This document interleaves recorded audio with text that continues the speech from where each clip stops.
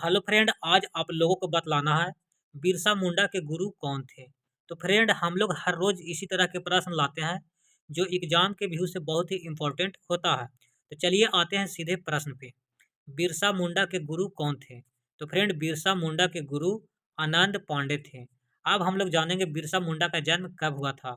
तो बिरसा बिरसा मुंडा का जन्म 15 नवंबर 1875 ईस्वी को हुआ था और इन्हीं के जन्मदिन पर आदिवासी दिवस भी मनाया जाता है। इसके बाद जानेंगे कि बिरसा मुंडा की मृत्यु कब हुआ था।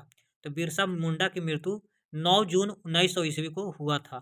तो बिरसा मुंडा लगभग 25 साल तक जिया और बिरसा मुंडा ने एक आंदोलन भी चलाया था, उलगुलान आंदोलन। तो आपसे प्रश्न पूछा जाएगा, उलगुलान आंदोलन किसने चलाया था? तो उलगुलान आंदोलन बिरसा मुंडा ने चलाया था। इसके बाद है दूसरा प्रश्न, औरंगजेब के गुरु का नाम क्या था? तो औरंगजेब के गुरु का नाम मीर मोहम्मद हकीम था।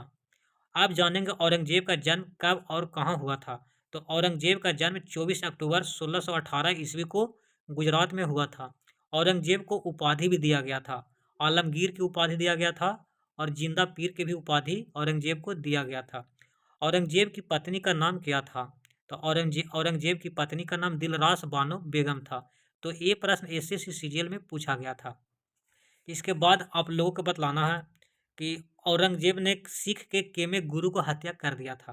तो औरंगजेब ने सिख के 9वें गुरु तेग बहादुर को हत्या कर दिया था। इसके बाद आप लोगों को अगला प्रश्न बतलाना है। अगला प्रश्न है फुलहड़ झील।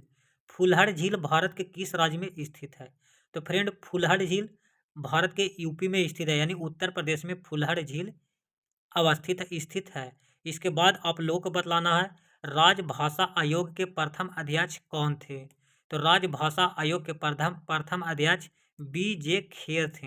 राजभाषा आयोग 1955 में बना और 1956 में अपना रिपोर्ट प्रस्तुत किया। तो आप लोग कमेंट में जवाब दीजिएगा कि वर्तमान में राजभाषा आयोग के अध्यक्ष कौन हैं।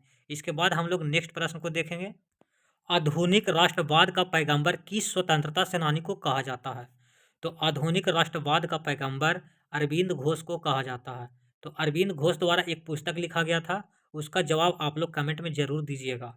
इसके बाद हम लोग देखेंगे नेक्स्ट प्रश्न को। भारत में आधुनिक नृत्य का जनक किसे माना जाता है? तो फ्रेंड, इस प्रश्न का राइट आंसर होगा उदय शंकर को भारत में आधुनिक नृत्य का जनक माना जाता है। इसके बाद हम लोग देखेंगे नेक्स्ट प्रश्न को। इकोनॉमिक हिस्ट्री ऑफ इंडिया पुस्तक किसके द्वारा लिखा गया है? इकोनॉमिक हिस्ट्री ऑफ इंडिया पुस्तक किसके द्वारा लिखा गया है? तो ये पुस्तक रमेश चंद्र दत्त यानी आरसी दत्त द्वारा लिखा गया है। इसके बाद देखेंगे हम लोग नेक्स्ट प्रश्न को। कितने पाकिस्तान के लेखक कौन हैं? प्रश्न को फिर से सुनिए, कितने पाकिस्तान के लेखक कौन हैं? तो इसके लेखक हैं कमलेश्वर। कमलेश्वर इसके लेखक हैं। इसके बाद हम लोग देखेंगे नेक्स्ट प्रश्न को। 2011 की जनगणना के अनुसार भारत में कुल कितने जिले थे? तो 2011 की जनगणना टोटल 640 जिला में हुआ था। इसके बाद हम लोग देखेंगे नेक्स्ट प्रश्न को। तो अब हम लोग देखेंगे भूतापीय ऊर्जा, जियोथर्मल पावर प्लांट। ये प्रश्न हर बार पूछा जाता है। तो आप लोग देखिए, जियोथर्मल पावर प्लांट पहला है पुगा घाटी। पुगा घाटी है जो लद्दाख में है। मणिकरण, मणिकरण है हिमाचल प्रदेश में है। तपोवन, तपोवन है जो उत्तराखंड में है। सूरजकुंड हजारीबाग में है। तोता पानी छत्तीसगढ़ में है। अनहोनी मध्य प्रदेश में है। ये सभी जियोथर्मल पावर प्लांट का उदाहरण है।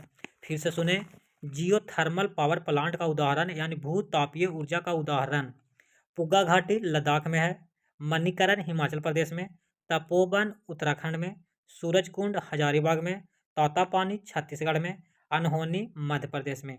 ये सभी जियोथर्मल पावर प्लांट का एग्जाम्पल है। ये भी प्रश्न एग्जाम के व्यू से बहुत ही इंपॉर्टेंट है। इसके बाद आप लोगों को बतलाना है Tata iron and steel company किन दो नदियों के संगम पे बनाया गया है? तो Tata iron and steel company यानी टिस्को की स्थापना 1907 ईस्वी में हुआ था और यह स्वर्ण रेखा और खरकाई नदी के संगम पर Tata iron and steel company को बनाया गया था। इसके बाद हम लोग देखेंगे नेक्स्ट प्रश्न को। स्वामी विवेकानंद का मृत्यु कब हुआ था? तो स्वामी विवेकानंद का मृत्यु 4 जुलाई 1902 ईस्वी को हुआ था और स्वामी विवेकानंद का स्पीच बहुत ही वायरल हुआ था। Brothers and sister of America. इसी भाषण को नरेंद्र मोदी ने भी चुराया है। भाइयों एवं बहनों, आप सभी लोगों को प्रणाम। तो सबसे पहले 11 सितंबर 1893 ईस्वी को स्वामी विवेकानंद ने शिकागो में ये शब्द का उपयोग किया था, brother and sister of America. इसके बाद आप लोगों को बतलाना है दशावतार मंदिर उत्तर भारत के सबसे शुरुआती मंदिर में से एक है। देवगढ़ में गुप्त मंदिर भी इसे कहा जाता है, यानी दशावतार मंदिर को देवगढ़ में गुप्त मंदिर भी कहा जाता है। इतना ही फ्रेंड, जय हिंद।